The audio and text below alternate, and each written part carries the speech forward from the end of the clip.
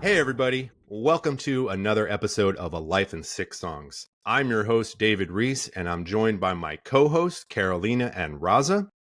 Hey. Hello. For those of you new to the podcast, each week we embark on an epic adventure to find the songs that are stuck to us like audible tattoos that tell the story of who we are and where we've been to help us figure out where we're going. It's a life story told through 6 songs. We approach our conversations with love, kindness, and curiosity to counter the prevalence of hate, anger, and judgment in the world. Our goal is that by listening to these stories, you can bring more love, kindness, and curiosity into your own life. With that, let's go have a listen together. Our guest today is Stefan Nordström. Stefan is an underground musician, metal vocalist and guitarist, digital nomad, and content creator, mostly based in Stockholm, Sweden. He has a background in extreme metal music and currently has 4 musical projects going. In 2019, Stefan decided to quit the 9-to-5 and instead live in a more passionate and healthy way to experience more in life. Stefan, welcome to A Life in 6 Songs. Thank you very much. All right, so to kick off, before we get into your actual 6 songs, we're going to warm up with just a general question. Briefly just tell us, what role music has played in your life. Oh, well, it's been huge, I would say. Like, given the themes of the podcast, I think it matches perfectly. Like with associations and like important moments in my life, and like especially with the songs and the bands, it's like very clear connections to different parts of my life. So, like as long as I can remember, it's been playing a huge part, and I think the part is just growing more and more strong also. So awesome. Thank you so much for that. All right, I'm going to kick it over to Carolina, and we're going to get into your 6 songs. Yeah, I would imagine if just based on your intro, making a big career change and everything to just live in this more like musically authentic way really, really shows what a big part of your life music is. To start us off, what's your earliest music memory? The song that I thought about is Ode to My Family by Cranberries, that I heard a lot in the early 90s. Not really by choosing to hear it, it was more that it was everywhere. And it's a song that I very, very much connect to being like 7-8 years old. Yeah. Period. It really was everywhere during the time when it came out and was popular. Let's have a listen.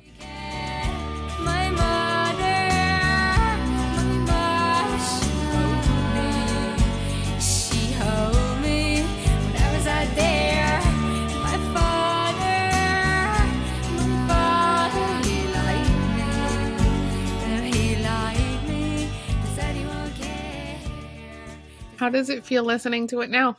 What kind of memories does it bring up for you? It's mostly so I think it's very interesting, like how this song kind of disappeared for me when it wasn't on the radio anymore. And then when I was like in my 30s and started exploring like 90s alternative music and that stuff, then I started listening to it again. And then I realized like it has that melancholy to it. And I think that's what I liked also about it when I was 7 or 8 years old and heard it on the radio, or just it has a feeling that resonated with me even then, but I wasn't sure what it was. And so maybe I needed to listen to all of the extreme music and become a musician to understand, go the long way to understand why this affects me so much as it did back then, which I didn't quite get back then. So I love that. I love the idea of going back to music that we listened to and liked back when we were 10 years younger, 20 years younger. But then coming back to it and then being able to identify what was it that you liked about that song, right? I think this idea of learning vocabulary is interesting to me, meaning that even though you can't define what it was, like with a word, you had the same feeling. And then now as an adult, you can say that, look, it was the melancholy in that song that really resonated with you. But the cool thing is, it sounds like your ears were still tuned and resonating with something that was melancholic, even though you didn't know that that's what that was at the time. But yeah, that's really cool. Did you was there music in your household? Like, did you grow up in sort of a musical family, parents, siblings, things like that? Yeah, they were not playing music, but there was like a lot of music in my house. But the thing is that my parents were a lot older than I am, so I mean, they were basically checking out of looking up new music in like 1970. So it was like they were like when the Beatles and Rolling Stones came around, they were stopped checking out new music. So I had a lot of like 50s and 60s, like especially it's kind of instrumental guitar music and stuff like that. So I think that is definitely in the back of my head when I write music and stuff like that sometimes. Even though I don't actively think about it, I think it's still kind of a part of the musical vocabulary. Yeah, like it left an imprint. Yeah, absolutely. Yeah, and I love how that happens, kind of going back to what Raza was saying and what you said, Stefan, about like, you connected to this in some way when you heard this Cranberries song and the other music at the time. But it wasn't until later that you sort of like worked your way back to it and said, oh yeah, this is why I'm kind of digging it and stuff like that. And I always find that really, really fascinating in that sense, because it's like we have these moments in our young childhood that are formative, but we don't fully understand them until we kind of go back and check them out. So yeah, I appreciate that. Early 90s, I think it's very true for me, because like there were so many songs that I heard and I wasn't even sure which band it was playing them. Like 93, 94, 95. As I also like thought about, Depeche Mode was also another one of those bands that I was like, I didn't know who Depeche Mode were. And then I started listening to them maybe 10 years later, and I realized, oh, that song is actually by them. Right, and exactly. So, yeah, and it's cool too in that way of, I think it's, it's that whole thing of like, we should stay a child our whole life and stuff. And because what happens when we're young, we sort of just absorb whatever. We're not worried about what genre it is or if it's cool or not. It's just like, that's an amazing song. That's cool. I like hearing it. I think I made a turn there, kind of like from being very open. And then I became this like extreme metalhead type person for a very long time and had a very close-minded taste for a very long time. And then maybe in my late 20s, I started opening up again. And then I just realized that, a good song is a good song, basically. And then I returned also to a lot of music that I considered maybe stupid, like grunge or like stuff like that, and realized that, it's just about the song in the end. So yeah. I think we're all speaking from the same sort of the same experience, because one, we're all kids of the 90s, so we have this like just this really like intrinsic love for that era of music, whether it was grunge, whether it was metal, whether it was alternative, there were so many different sort of musical movements that were happening then, and which now as an adult, I think so. Two of your other hosts are also, we've all dabbled in music in some ways, so we're sort of music nerds in that way. But I definitely find myself going back, and if I'm playing like a guitar lick, I'll think back and go, oh yeah, I think I heard this somewhere in some random 90s thing, some little nugget, which has then like filtered over time, and then it comes out as something completely new. I think that's how a lot of musicians do things. It's like acting as a musical filter and taking some of those old influences, and then they come out in this unique way. So that's really cool to hear. So we'll move ahead here to your next song. As we contemplate like our childhood or past or certain memories that really stick out for us, what's a song that when you hear it, you're instantly transported to a specific time or place? We'll listen to it and then get to know where that song takes you. Yeah, the song is Porcelain by Moby.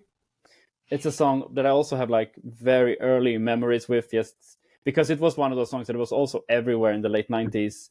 It was all over TV, and it was like a very, very commercial song, but it's also one of those songs that has this unidentifiable melancholy to it. And this was a song that I actually didn't stop listening to. I've loved this song since like it came out in like 1998 or 99 or something. Yeah, that's awesome. Let's take a listen. I never meant to lie. So this is goodbye. So where does this song transport you to? To that time period, I would say when I'm maybe like 12, 13 years old, living at my parents' place. It's also like pre my real musical interest. I just remember like hearing this song all over TV shows and stuff, and like it catches my ear somehow, but I didn't really engage with it until later. But it was one of those songs that definitely like it has a strong connection to that time, and it stayed with me definitely also. When did you get into sort of playing music yourself? Was it around this time, or were you starting already and this kind of took it in a certain direction? Or this was right before, actually, maybe like 2 or 3 years before I started playing guitar and I got really heavily interested in music. So it's interesting that the song is kind of from the period when I was least interested in music. I ran into it, which probably tells a lot about the power of the song, actually. Sure. And I think at an age, I think you said like 12 or 13, like adolescence, we're starting to have like all of these feelings, some extreme feelings about things, trying to like figure out our place in the world, our voice, finding our voice. That's like a very delicate age, I think. And sometimes a theme I've noticed with this show is we don't really pick the songs, but the songs kind of pick us in that way. I don't know if you had a similar feeling, because you may not pick that song today, but at the time, like, it seemed to really just stay with you. Yeah, I think the case with that one is definitely like that, because I mean, I never willingly turned on that song until maybe like 5, 7, 8 years later when hearing it for the first time. So it was more that I heard it on like, I think it was on like the movie The Beach and a lot of stuff like that, and it fit perfectly with the themes and the whole atmosphere of that, and I think I connected it that way also. So it's really, I think you're definitely right there, because you're so impressionable also at that point, so it sticks. Yeah, absolutely. And it's sort of like that thing of, you know, when you hear it, you can be like, where have you been all my life? Like, it just like that immediate, like, it's like, oh my goodness, I feel understood by this song. Like, this song gets me and I get it. And like Carolina said, right at that age, 12, 13, you're starting become, you have a sense of yourself as a self, right? And you're sort of like making your stake in the world of here's who I am, here's kind of what I feel and believe and stuff. And so when you find a song that just hits just right, you're like, yes, this is perfect. Yeah, and just like the Cranberries song, this is also like a very melancholic song. And that was also something I didn't really reflect on back then. Right. You're just like, it just connects. You're not like, ooh, I like this kind of melancholy, sad feeling song. You're just like, this feels right. This is right. Yeah, exactly. Because that's the stuff that I started reflecting on again, maybe like 7 years later than that. So it makes it very interesting. Were you someone who paid attention to lyrics back then, or was it more just the feeling from the music than the chords and chord progressions and things like that?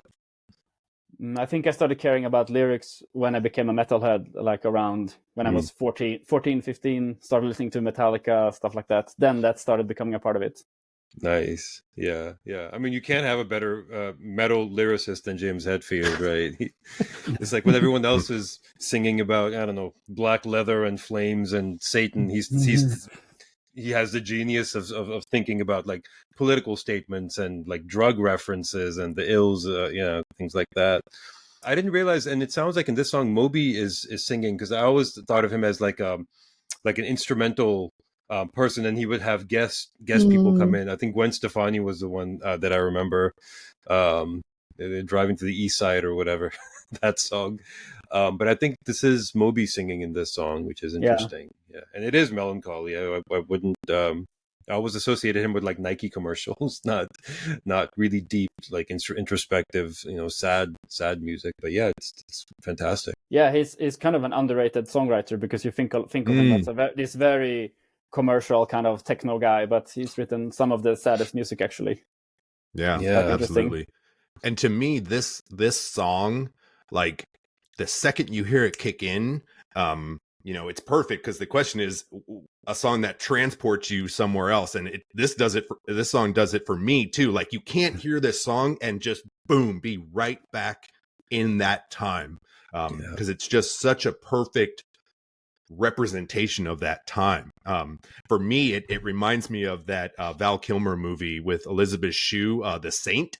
I don't know if this song was in it, but I think there was maybe a Moby song in it, but it just has that same kind of vibe and techno and kind of music. And it's like right at that time, like later 90s and everything. And yeah, it was a very characteristic time. I think it's not only like that I was in such an impressionable age. I think it was like a lot of unique stuff going on, like 97, 98, 99. 100%.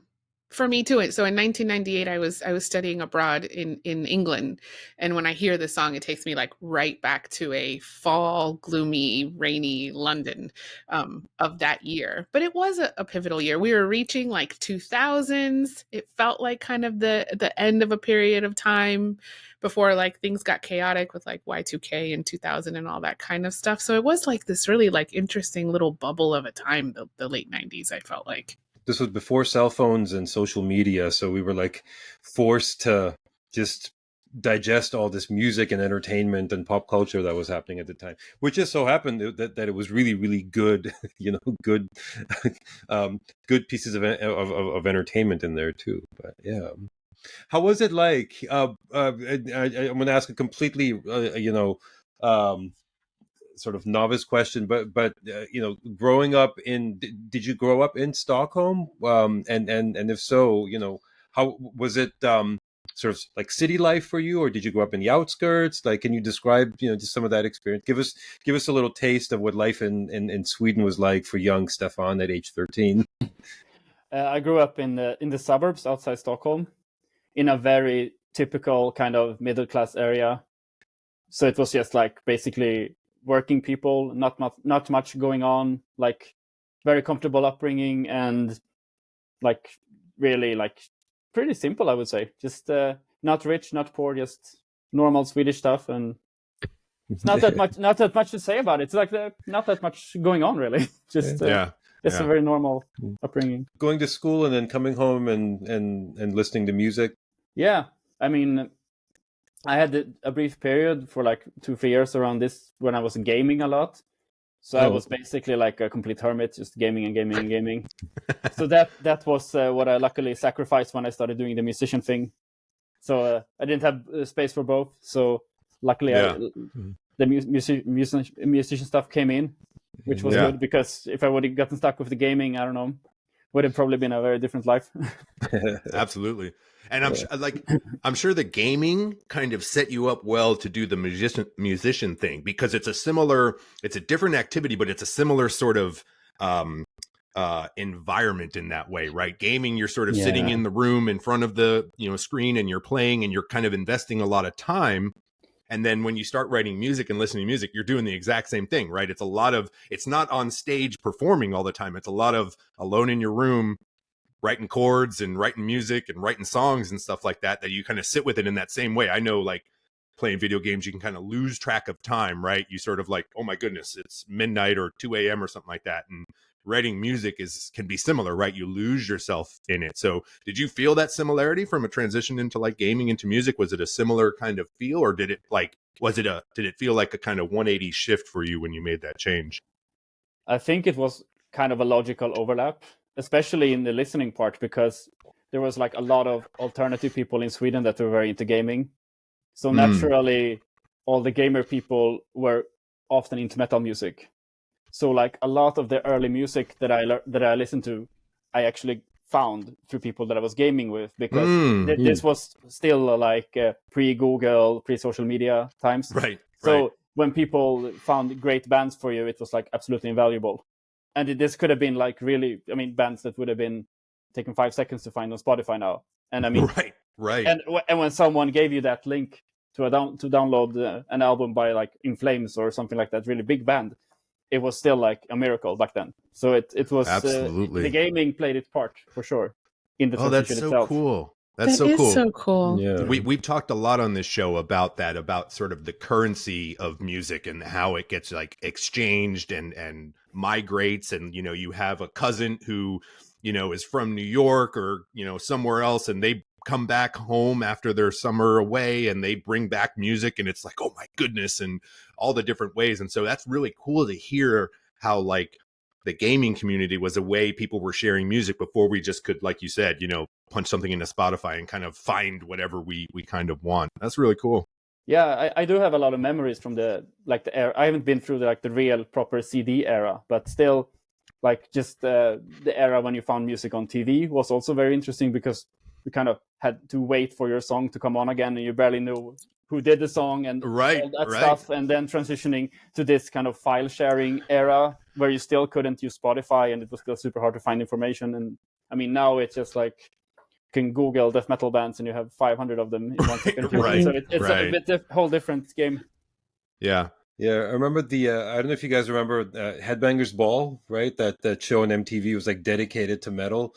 And then right when metal was getting good, like when Pantera's Far Beyond Driven came out, they decided, at least in the States, MTV canceled Headbangers Ball. So it's like, well, God, why, But that, I think, led to, Stefan, what you're talking about, which is like, we people that are into metal, the sort of underground music, there was very limited outlets for finding new music. And I think gaming, you're absolutely right. I remember some of the some of our heavier bands, you would hear their sort of single, but attached to like a video game that came out. I know like Typo did one of their singles. They couldn't get it on Headbangers Ball, but it came out on a game called Blood back in the day. It was right in the like mid late 90s or so. That's so there was the most this affiliation. Appropriate game for Typo Negative. My goodness. I remember like being in my college dorm and downloading the game just to get the video version of, I think it was like My Girlfriend's Girlfriend. That was a single at the time. And I only got it because of the song, not necessarily the game. I wasn't really a big gamer, but yeah, this video game releases was like this commercial way of getting access to underground music, newer up and coming underground music, and yeah, and then then Napster happened, and then that was the lead into Spotify and Apple Music and all the streaming stuff. But yeah, no, it's really cool. Yeah, that's the real struggles. I can remember like having those early file sharing platforms and trying to download something, and I think I had like dial up, and it was like 20 minutes to get one song, and I trying to find something that was actually the real song, which it rarely also was. So it was a lot of challenges back then. And then someone would call the house and cut off your download, and you'd lose the whole thing. Oh my goodness! Being angry if somebody picked up the phone. Oh my goodness! Yeah. And then my mom got like the bill for the telephone, and it was like 7 times higher than it was supposed to be, and like yeah. Oh my goodness. Why are you calling Russia all the time? I'm downloading music, Mom. Yeah, it was a mess. It's that's super hilarious. Cool, to hear like the journey and the progression to things. We see that a lot as a theme on the show too, like deviations in folks' journey throughout their lives, because you had this brief stint of gaming, and somebody could say, well, you could have been playing music that whole time, or did you feel like that was a waste or whatever? But that's what led you to the community, which exposed you to certain music, which what do you say, David? Like the universe doesn't make mistakes, right? All the things that we like go through lead us in our path. That'll lead us to our next question here, when we start to really, really kind of get into your musical tastes and exposure to music. What was a memorable time when you were first exposed to a band's artist or music? What was the song? Maybe we'll take a listen, and then I'll ask maybe like who played it for you, and what did that feel like? The song I thought about that made like such a huge transition is also from this time. It's the song Crawling by Linkin Park that I actually saw on TV. And it was one of those songs that I was kind of hunting on the TV to come back, because I didn't know which band it was by. And this was very cool, but I had no idea what it was. Awesome. Let's take a listen.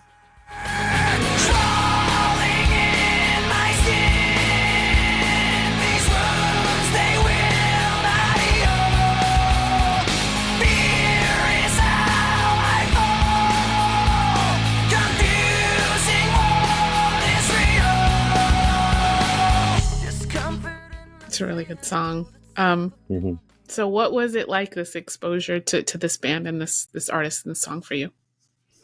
I think they were just like so right on time with their music, like especially for people that were born like 85, 86, 87. They all, like everyone that I know that are from Sweden and born around this era has this album. So it was like they just made basically the perfect album for people my age who were like sort of into alternative music but didn't dare to take the step yet. And this because this is kind of dark and depressive, but it's also commercial enough for people who are not really into rock or metal yet to kind of dive into it. For me, it was like I saw the music video and I heard the music on TV, and I was like, there is something about this that was just, it was like immediate, just like, what is this? And it was once again like, why is this so exciting? I wasn't sure about, but I wanted to listen to it like over and over again. Yeah, this was a great record, all around. This was, I think, the first time that that we heard sort of commercial, sort of screaming, right? Like screaming, growling vocals, but there was still like melody in there, and then there was like sort of the hip hop influences and the beats. They had a guy doing electronics and yeah, a little turntable. Really yeah. wiki why. And by the way, for those of us who were born slightly before 85, 86, it was cool to see sort of like the next era of what heavier music but melodic music would look like. I think for us, Dave, for you and I, was like, I mean, I was born in 1980, and for me, like the breakthrough was Metallica's Black Album, right? It was the first time that it's like, it was just everywhere, and you had no idea that, wow, these guys playing really heavy music, chuggy guitars, talking about nightmares and stuff, and all of a sudden it's like the Super Bowl, theme song. Exactly. I think Linkin Park did that a few years later for the next generation. So yeah. And even for us that were, late 70s, early 80s, I think it did the same thing, right? Because this is that transition to nu metal, right? Yeah. But not so much, right? Like you said, we've got two vocalists here. We got someone singing, we got someone rapping, we've got a person doing turntable stuff. But it wasn't to the extreme of like Limp Bizkit or something like that. That was like, really just kind of like hip hop, rap, metal together and really taking it up. And so it was this way of like Stefan, you said, all these people that were kind of into a little bit alternative, maybe indie singer, songwriter, some hip hop and stuff. This was like everyone could gravitate towards this. And then it was like, all right, what's next after this? Yeah, because melody and production wise, I mean, it's pure pop. Right. And they really put it together so well, because like it has the extreme edge in the darkness, but it's also simple enough. I mean, I was listening to like boy band music at this point almost. So and still I could understand the language of this. Sure. So they really found the middle ground there. Yeah. So in like the timeline of your life at this point, were you playing anything yet, or was this kind of the catalyst for like, I might want to actually play some music myself? This was right before, I would say, because I had the transition from this, and then I started listening to, as I would have said back then, real metal music, like Iron Maiden and Metallica. And I got absolutely obsessed with Metallica and Iron Maiden, like maybe 1 year after hearing this. And then, like when I think about Linkin Park, like if you would ask me what I would have thought about Linkin Park in the 20s, I would have said this is the biggest trash that ever existed. and now I've kind of gotten back to the point where I'm like really still appreciating it, because like the singing is amazing for one. But I wasn't playing instruments yet. I think I was 14, 15 when I started picking up the guitar and started understanding. And that's when the real deep music interest kicked in. I think at this point it was still a bit superficial. But this album, definitely in the trajectory of what I was listening to, is super important, because I think it could have gone a completely different way if I didn't have this kind of mid-transition bands that got me to death metal. Because I mean, I had to transition first through Metallica and Iron Maiden, and then through lighter extreme metal music, like the more melodic stuff. I mean, it took me getting from this to listening to death metal and thrash metal music. It still took me maybe 3 or 4 years of adapting to how it sounds and how it feels, and kind of progressing more and more extreme. Yeah, you got to crawl first, then you can walk, and then you can run, right? If we just try to make you run right out of the gate, it might be like, woo, I'm not ready for that. No. And I really appreciate you sharing this. And really, these first three songs have been these kind of, we see this progression in you and your sort of musical taste and musical growth. And I think that's something that, you know, we really try and do with this show, because a lot of times we can be in our 20s or 30s or whatever and look back and be like, yeah, I had my grunge phase, or I had my, you know, new metal phase, or I had my boy band pop phase, or whatever it might be. And we can kind of feel like, oh, I should have known better. I should have been cooler back then, or whatever. And it's like, it's just so not about that, right? It's about how the ones lead you to the other. And it's all this journey we're on. And you can't get to where you are today, making the music you are, listening to the music you are, without going through those in that way. So it's not something to regret. It's something to kind of put in the perspective and go, yeah, that's part of my journey. Yeah, like, I mean, of course there are bands where I still think like, what was I thinking when I was listening to this? Of course, but in case of Linkin Park, I can understand the whys, and I can also appreciate just that, like, the productional elements and like the singing is absolutely amazing. So that part is also yeah. Even if you're not throwing it on still now, right? We have those bands and groups that maybe were from 20 years ago that we still put on and are like, I still like it today. We might not be doing it with certain of these bands, but we can at least appreciate it for what it was at the time and for us. Absolutely. Yeah, because in the case with the Cranberry song and the Moby song, I mean, that I still listen actively to, definitely. Yeah. Do you still actively listen to Linkin Park? No. But I did hear a really good Linkin Park cover by like one of my favorite singers that was really amazing. So that one I actually listened to, because it's kind of a singer-songwriter version of a Linkin Park song. Which is amazing. So I can appreciate the songwriting aspect, but I don't think I will be listening to Hybrid Theory by like myself. You know, so much for getting the episode shared by Linkin Park. Oh. I'm just kidding. We're just kidding. I heard the craziest cover. This is Linkin Park covering an Adele song, and it was at I think it was like the iTunes festival. It was amazing. It was like Chester's Range, but doing Adele's vocals, and it was just him and Mike Shinoda on piano, and it was amazing. It was spectacular. So the three of us grew up in South Florida, and we have a very specific genre of music associated with South Florida from that period from the early 90s, which is booty music, which is hip hop, dance, party, right? That's sort of that's South Florida to the bone. But different areas have different, musical affiliations, and Sweden and Scandinavia.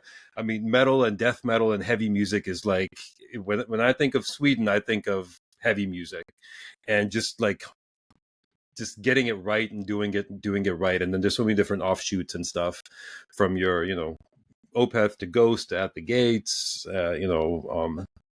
but as someone who lives in Sweden and who kind of grew up there, as this, Swedish metal was becoming like a thing, how was it for you locally? Like, were you guys cool with it? Were you guys, was it sort of a matter of pride that, look, this genre that comes from the place that we're living in? And so how did you guys feel about it being in Sweden at the time, in the early 90s, mid 90s? And give me, if you can give me your perspective of how it was for you guys.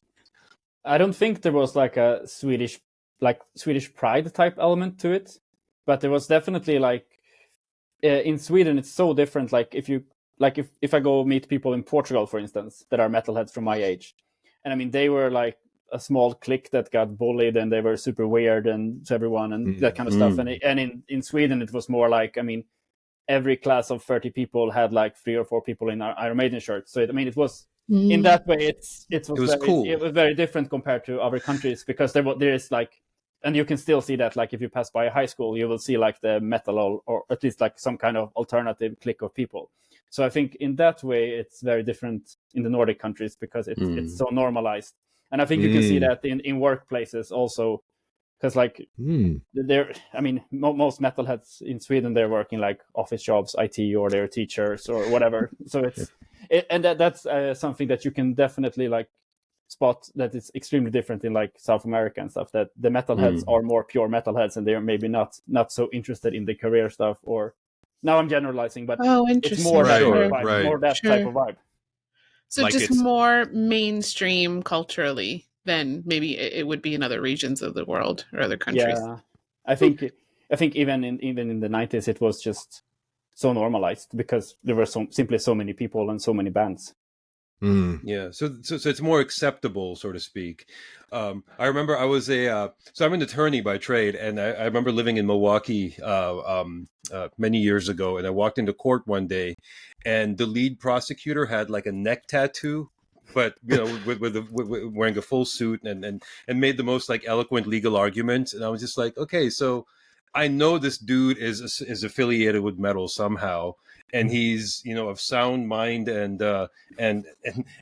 argument, and it's completely acceptable and it's normal. And I think over the years, it's just it's become acceptable. But maybe in some of the more up and coming countries, like I know, I mean, so I grew up I grew up in Pakistan, which is not the Middle East, but I mean, it is a Muslim country. But the idea of like metal and tattoos and things like that is still immediately you have this association with things like, you know, Satanism and devil worship, as opposed to and it immediately labels people as outcasts, as opposed to just being, hey, I like heavy music and that's okay. Yeah, it seems like in Sweden there was much more of the look. It's, you know, it's much more acceptable. There isn't anything to fear there. It's just music. It's just entertainment of sorts. Yeah, like especially after I went to other cultures and seen kind of metalhead people there, I realized that we're kind of blessed, because especially when I was in Egypt, I noticed like I met like a gang of metalhead people in Cairo, and when they were walking around in public places, people were like staring at them like they're aliens basically, and like it was very, very, very weird attitude towards them. So it's definitely different in many different other places. I think give it time, right? I think time has this amazing thing of healing things, and I think just you know, it's an education thing as well. Yeah, I think that's all I had to say about that. I'm watching you process this in real time, Raza. Raza was like in all different countries right now, living the metalhead life. And... Well, I remember. So, you know, I think one of the reasons, Stefan, why I reached out to you on Instagram was I saw, you know, I'm like, this guy is traveling all over the place. And it just, it seemed to be coming from the same place that our podcast is coming from, which is, you know, opening minds, you know, there's an education factor, being curious about the world, judgment free and things like that. And I saw one of your posts, I think it was the one from Egypt, and it immediately reminded me of the Slayer video, you know, Seasons in the Abyss, which was filmed in front of pyramids. And I'm like, okay, look, man, if Egypt can welcome Slayer for a video shoot, and then, you know, 20, 30 years later, my boy Stefan is over there, you know, things can change, you know, change is possible. And yeah. I got so many Slayer comments on those pictures also. Was it Slayer or was it Slayer? Yeah, it was definitely caps lock, at least, for sure. There you go. Caps lock. I love it. Oh my goodness. Yeah, I think it's exposure. It's exposure to different people, to different genres, to different musics, and having good experiences with those folks that ends up kind of breaking some biases and barriers. And I feel like I'm kind of a very work in progress person also. Like, so I still have no idea what I want to do with my life, even though I'm approaching 40. So that helps also to keep an open mind, because like I haven't really decided on anything when it comes to the future. So that makes all of that stuff much easier also, I think. Totally. Let's kind of take a little step to the side here of just like kind of everyday life for you. I hope we get more to your travels, because it's you seem to have a really, really interesting journey. But for our next song, what's a song that you intimately connect with another activity, like a book or a location or a trip? What kind of song do you tie to that? I chose my feel-good travel song, Monte Cristo by Klimt 1918, like an Italian shoegaze band. because it's a song that I think of always when I think about like new beginnings and starting something interesting.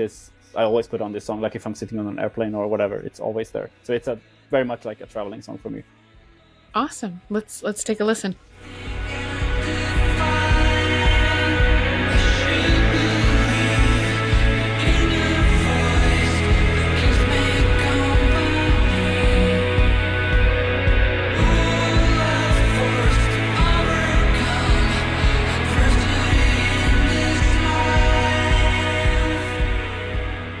I love it. It's super cool. Tell us about what you tie it to. I think you said travel, yeah? Yeah, I have this initial memory because I started solo traveling very late before I got really into it. And it was winter of 2018. I went on my first solo trip to Lisbon. And then I was walking, I think it was like 4 or 5 o'clock in the morning. I was going to the airport, walking through Stockholm, like super dark. And then I had this song on. And it kind of, that's why it's so tied to like new beginnings and traveling, because I remember that specific memory. And that trip was like extremely transitional. Like I met a lot of people that are longtime friends, and I started bands in Portugal, and I keep returning. I'm going to Portugal tomorrow, so ironically, Nice. so it's one like this song, especially like I told you, like on airplanes and stuff. If I'm on starting an airplane journey, or if I'm starting a whole trip, I usually put this song on as like a starter kick to kind of get into the right mood, because it has that. And this band is very special too, because they have this kind of, it's hard to explain, like this kind of happy, sad double feeling to it. It's very nostalgic. It's kind of romantic nostalgic, but also sad at the same time. They have very weird vibe to it that I haven't really found in any other band. This song is just like, I mean, it's perfect because it's your song and it's your interview. So whatever song it was is perfect. But from the outside, it's perfect too, because if we were like, when you just said like going to the airport at 4 or 5 a.m., you walking through downtown Stockholm to get there, or whatever, this song is like, if we were going to make a movie of it, this is a song we would pick. It's like just perfect from the outside too. Yeah, really love it. Yeah, it's a very special band. I'm seeing them live for the first time also this summer, so that's going to be amazing. Awesome. Really cool. That's super cool. I hadn't heard of them, but their music did remind me of a band I really like called The Naked and Famous. Has a little bit of a similar sound, so I'm definitely going to check them out. I haven't heard it. Are they like alternative rock or something like that? Mm-hmm. Okay, I need to check that out. But it's got a little bit of a similar kind of melodic, like instrumental sound. Great, that sounds cool. While you were mentioning the song, I was imagining, Arlanda Express and Central Station in Stockholm. I was there with my son last year, and yeah, I can, putting that song, just that little excerpt, I can imagine just sort of sitting in the middle of Central Station, and just watching the chaos of people, going to work, coming home from work, escalators up and down, lattes in hand, and yeah, it's really cool. I will affiliate this song with Stockholm and travel, I think, moving forward as well. That's great. Then you can try using it for the same purpose and see if it fits in. That's right. Yeah, It's definitely going on my travel flying list for sure. Yeah, it's perfect. And I've actually never heard of this band, or are they band or like a solo act type thing? They are a band. They're from Italy, but I think that they don't play live that often, and they don't promote themselves very well. Like the people who are into them are extremely into them, but they haven't really gotten very mainstream, despite being quite catchy. And I mean, they're not a very extreme band, so they definitely have possibility to be more mainstream, I think, if they would try. I think it's super cool that you associate it with travel, because it's not just any trip, right? You aren't going like on holiday, in a break from school or something like that. Like this was kind of the start of what has become your somewhat kind of, I don't want to call it like nomadic, but very travel driven life, right? Yeah, if you compare my life 7 or 8 years ago, I had no idea it was going to be like this for sure. Because like when I was in my 20s, I was just like, career money, that's everything you can do. And then this kind of opened up. I think maybe I watched some YouTube videos and stuff because the digital nomad stuff was emerging around then. And then I was naively thinking that, this is going to be easy, I can do it like that. And then it, of course, like it was a big transition to learn how to do it properly and sustainably. But I think like before that, I had no notion that I would ever do this stuff before I did the first solo trip. So it was like 2018, 2019, 2020, like I changed pretty much everything. I can see how a song like that will stick with you because it's a real shift in like your life trajectory.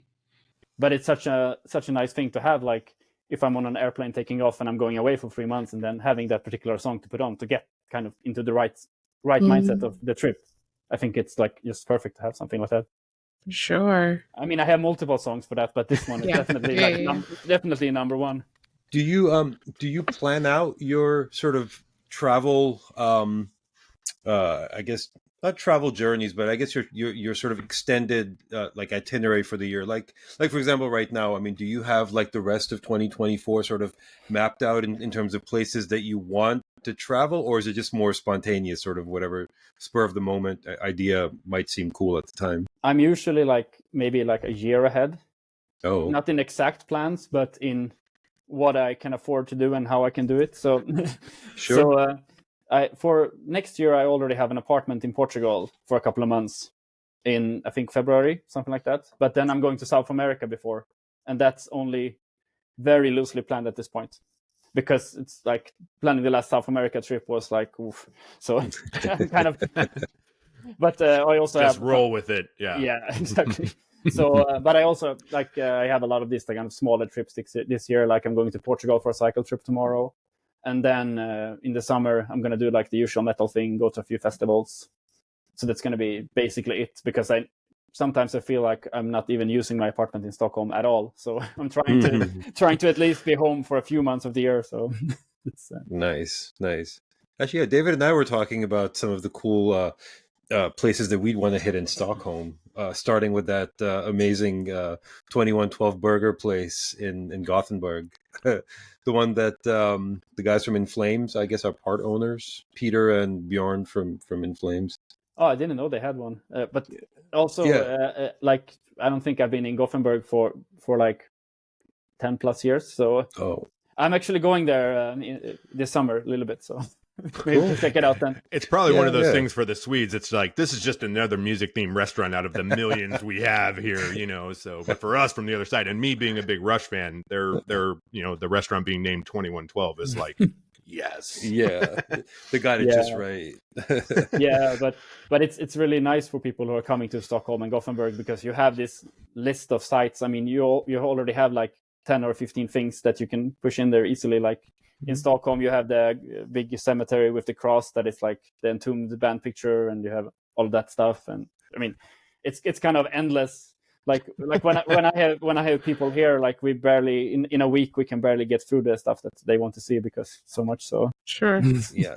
Next visit to Stockholm, I'm going to get in touch with you ahead of time, because I'm kicking myself because there are so many landmarks and stuff. But you know, we hit the Viking Museum, we hit the ABBA Museum, some of those types of details, which is great, by the way. You know, had a blast. But I mean, come on, the cemetery where Entombed had their photo shoot, I that should have been on my itinerary. So next go around. But that one is a bit harder because it's not kind of in the mainstream tourist area. You have to get a little bit out of town. So, but I'll help you out next time. Yeah, definitely. So we've talked a little bit about, you know, adventures and travel and exposures to new music, which is all great and exciting. But, you know, life has its ups and downs, and with adventures and wonderful things come some difficult times or situations. So for your next song, what's a song that has helped you through a difficult time or situation? The song I thought about is Gone by Christer Linder. It's like a very existential song for me, for good and bad. Like I can go into the details later, but it's definitely the song I immediately thought about with this. Let's take a listen.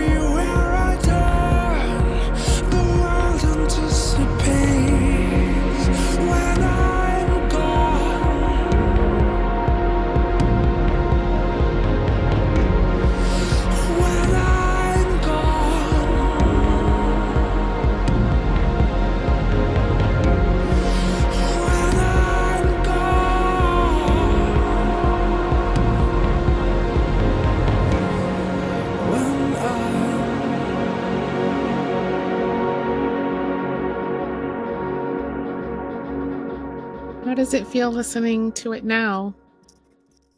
Good, I would say. Like maybe there was a period where I connected this with darker things, but I mean, it's an amazing song. Like this is one of the songs I listened to like 500 times, and I still want to listen to it over and over again.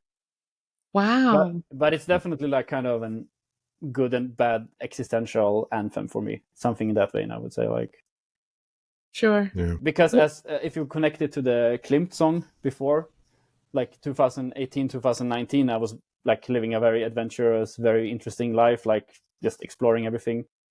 And then COVID hit in 2020, and I was forced back to Sweden. And in that period, like my relationship fell apart, and my dad died in that COVID period of 2020, 2021. So this song was like one of the songs I listened to a lot during that period. Because you probably know nothing about Christer Linder. He's like very underground. So he used to be a 90s artist in Sweden. He used to be very, very big in the 90s, and then he kind of disappeared into his own obscure little world and still making music. And he's like a very existential guy that he's sitting on social media making this kind of not religious but very, very spiritual content and a lot of spiritual things. And for me, I've never been like an existential spiritual person at all before all of this stuff happened. So this song was kind of my intro to kind of, because if you don't learn how to existentially deal with those kind of things, like then I think you will completely lose your mind eventually. So this song was a big part of me transitioning into dealing with death and dealing with big transitions and just still keeping some kind of hope in the darker parts, I would say. Absolutely. Yeah. And in this way where I think the pandemic is such a unique time. Obviously, it's a pandemic, but up to then you had traveled, right? That may have been an outlet for you or a way to process things, or but in the pandemic, like we all had to stay put. So that thing you used to do, you couldn't, and now you had to really process some challenging moments. Yeah, I basically went from like 100% happiest status of my life to the worst in a few months. So it was like, I mean, me and my ex, we were living like the life of the life in Portugal, having a super nice time. And then suddenly we're back in Stockholm with no apartment. And months later, my dad gets sick. And then I am stuck with like all of the stuff after him. I'm an only child with a half brother. So I was stuck with the whole situation of dealing with all of that admin regarding whatever happened around that. Yeah. So it was a life lesson, really like.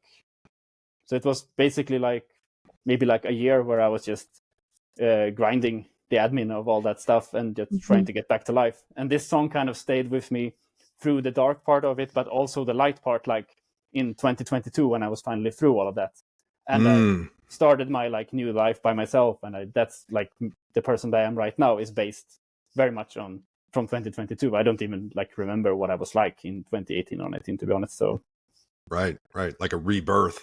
Yeah, I would say very much, and that's where the songs, I think, existential, good and bad comes in, because like now I can be happy listening to the song almost. Right. Oh yeah, like it's evolved with you. Yeah, I would say definitely. Yeah.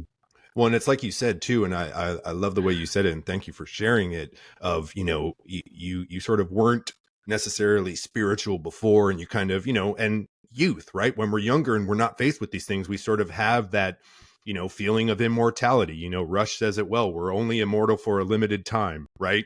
And then we have life hits us and we realize, no, people around us will be gone. And also we at some point will be gone.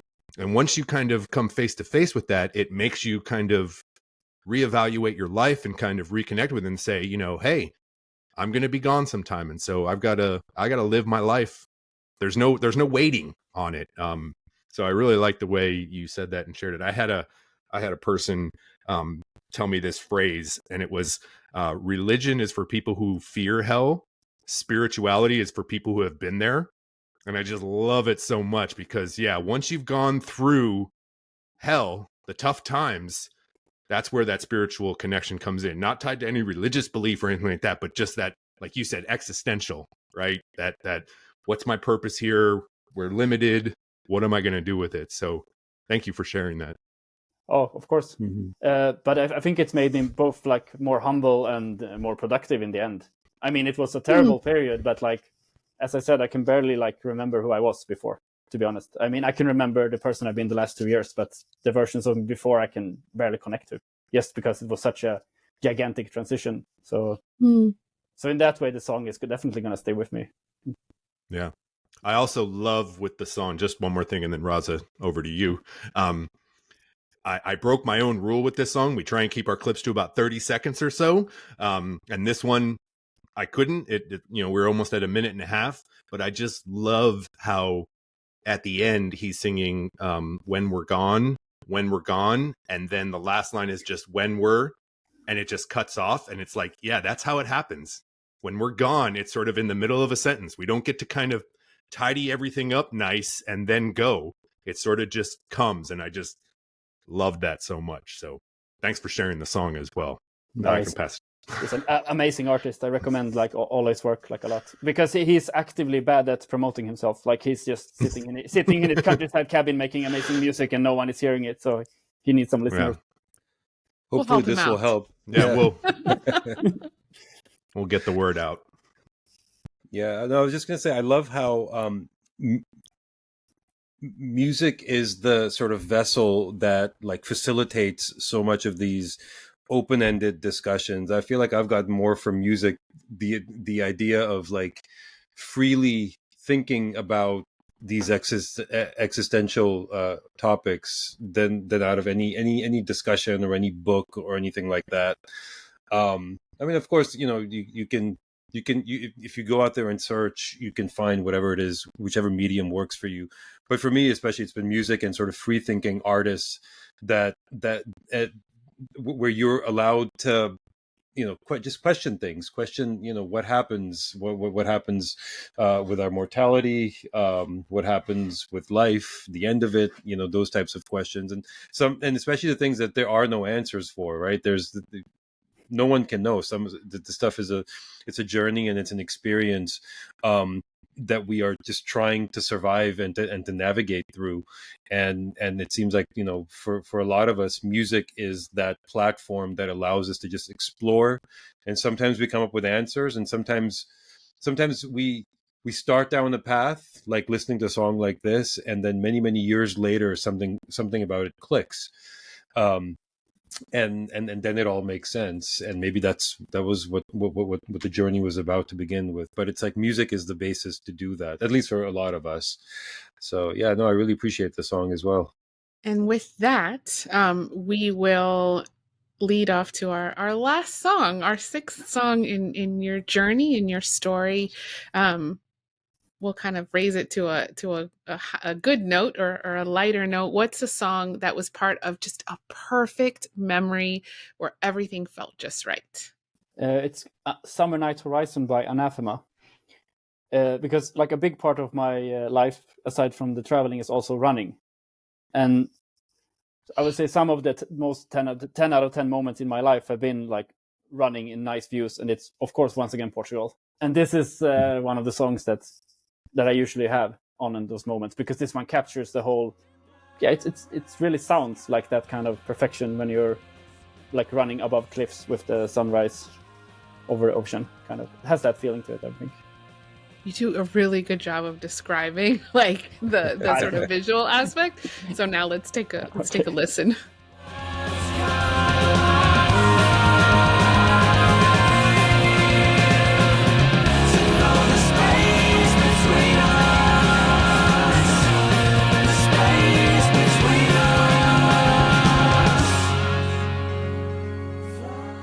That's awesome. What is this sort of perfect moment that you associate with this song? I would say though, I'm a very, very big sucker for nice views in places. And just as I said, like the running in a place with high cliffs, looking over the ocean with a sunset, that's kind of that's I would say my perfect moment. And this song is just like the audio representation of that almost. And then Anathema is also one of those like really special bands that have this kind of happy, sad juxtaposition to them. Mm-hmm. And I'm like, especially that happy, sad mix, like maybe like 90% of my favorite bands have that kind of, it's something that really gets me especially about this song.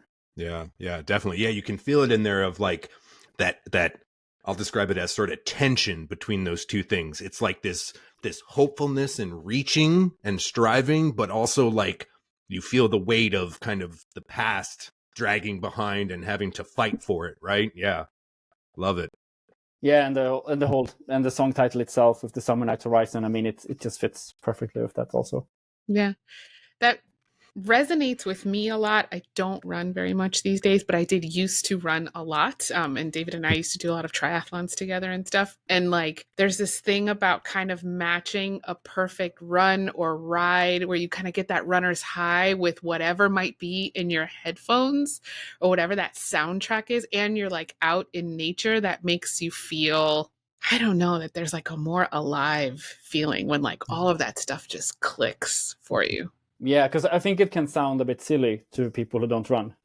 Like when Totally. I felt silly when I said it because it feels like, but the feeling itself when you have it live, it's like really, really. I mean, you don't get it every time, but when it hits, it's something really special. Yeah, I would, for anyone out there who doesn't run and thinks anyone who runs after 10 years old is crazy, think of the time when you were young and maybe you rode a bike for the first time and you had that feeling of total freedom.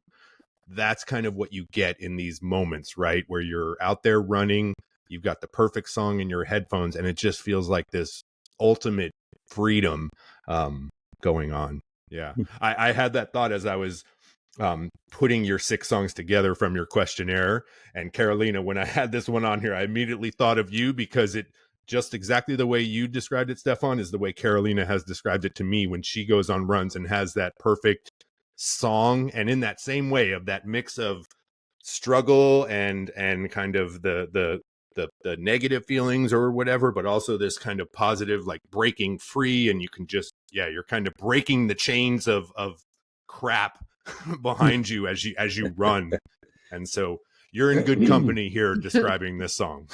Yeah. Like I've heard people say like, I only run if somebody's chasing me. Like that's how much I hate running, right? But if That's me. Is that you?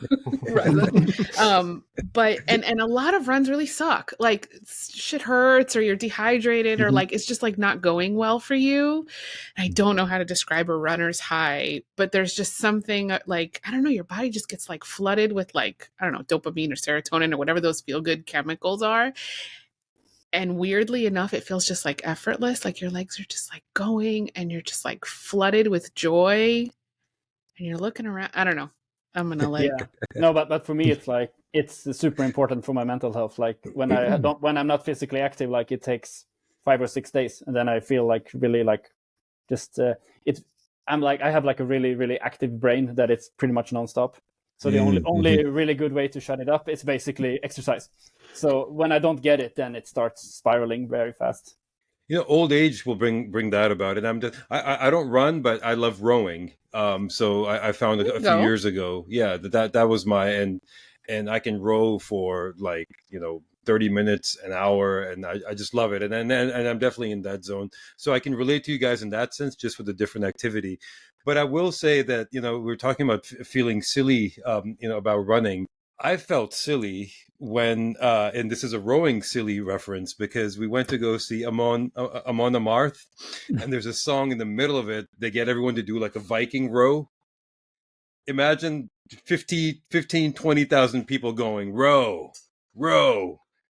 Yeah. It was the silliest thing ever, but it was so amazing and it was so much fun. So for listeners that aren't familiar, Amon Amarth is a Viking metal band. I think that's an accurate way to describe it. Okay.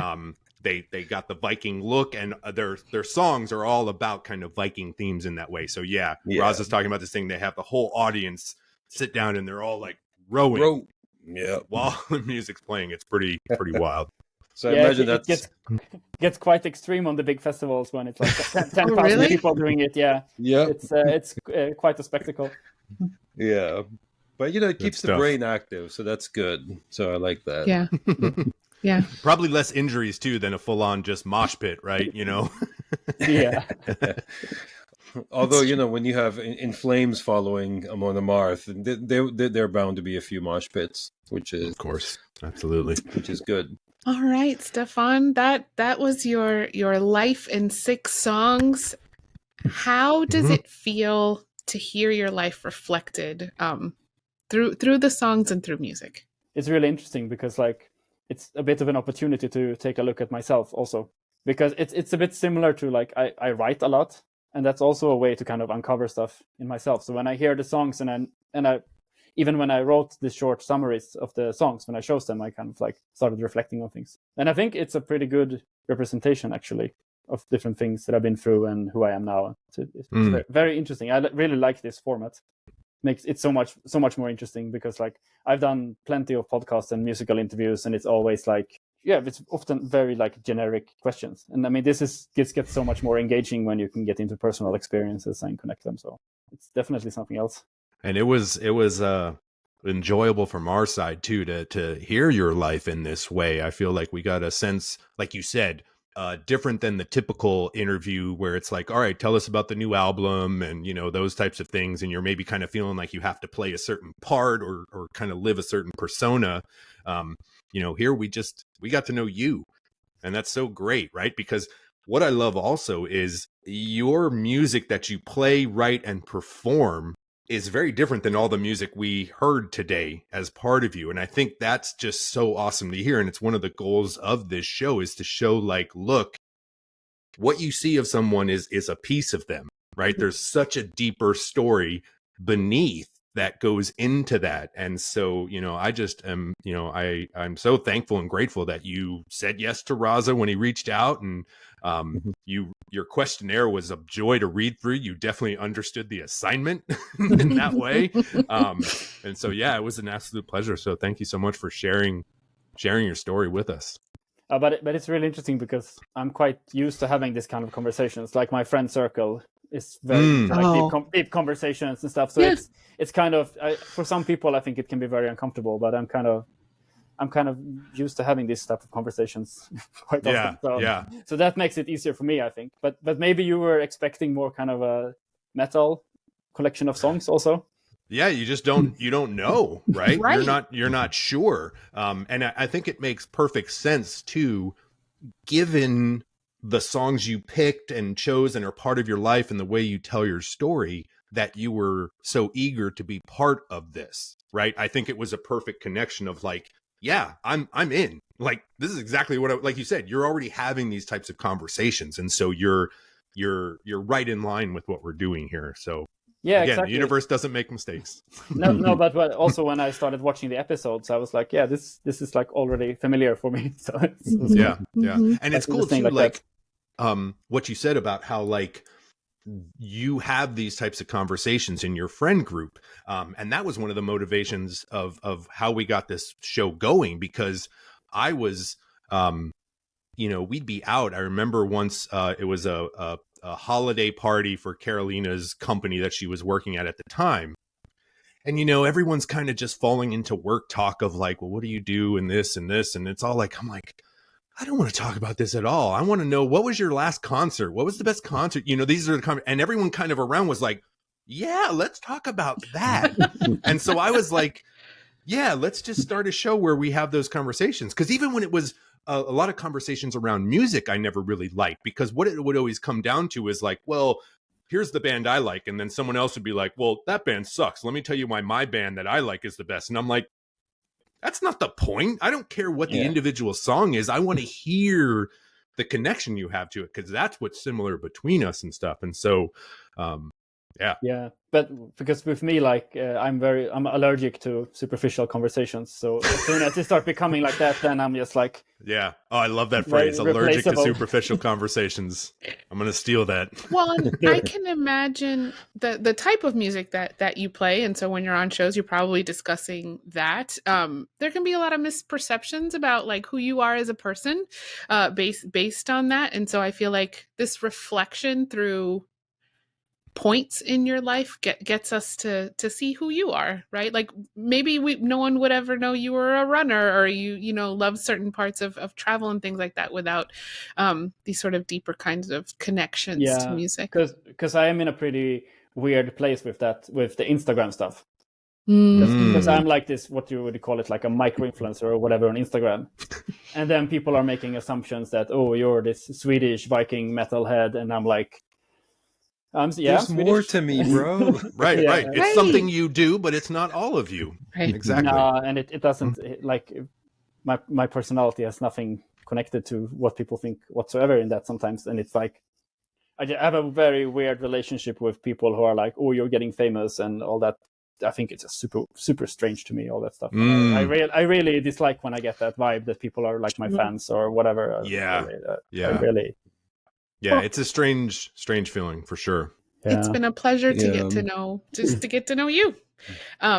We will start to wrap things up with our lightning round. Raza, if you want to. Yeah. off. Yeah. I just want to kind of summarize and the last little bit as well, and say, look, it's we want to say thank you first of all for saying yes, for being a part of the show, for being willing and being open, and yeah, it goes both ways in the sense that, you know, the show is fantastic, but it's only as good as the person doing the assignment. So we really appreciate that. But with that, yeah, let's do our lightning round, which is, I think we kind of touched on this a little bit earlier, but what we want to know in a very quick spurt is, what was your first, your last, and your best or favorite concert? The first concert I ever saw was Dark Tranquility in 2002 in Stockholm. I think it was my 16th birthday. So it was a very, very nice intro to live music. Nice. And the last concert I saw was, I don't remember. I watched 2 concerts in a row, and I don't remember which one was first and which one was last. But it was, I watched, over Easter, I watched Soen, Swedish progressive band. And also I watched Cattle Decapitation. I think that was the day after, like a brutal death metal band. So it was a very nice combo, and it's kind of both spectrums of music in 1 week. But favorite concert, like, I would probably have to say, since Catatonia is my favorite band, I have to say Catatonia, but I don't know which concert. I've seen so many good ones. Probably London 2012, when they had like a double DVD show when they played like a very special set list. That's probably number 1 concert. Awesome. That is awesome. In the last few minutes we have left as we wrap up, we want to make sure to give you the floor to tell folks who are listening what you might have going on, or what might be interesting going on with you, and how they can follow you.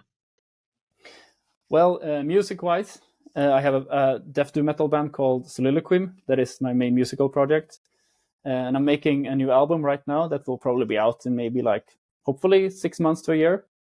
And I also have 5 previous albums. So I would say that that's the main musical thing I want to plug. And then there's also my Instagram, Stefan Soliloquy, the band name, and Stefan. That's where it's easiest to find me. Great. And we'll have links to all that in the notes that accompany the show. All right, everybody. Thank you for joining. Remember, like and subscribe, share the episode if you like what you see here, share it with other people that you think would dig this kind of story, getting a little bit deeper into people's lives. And with that was A Life in 6 Songs. We will see you next time.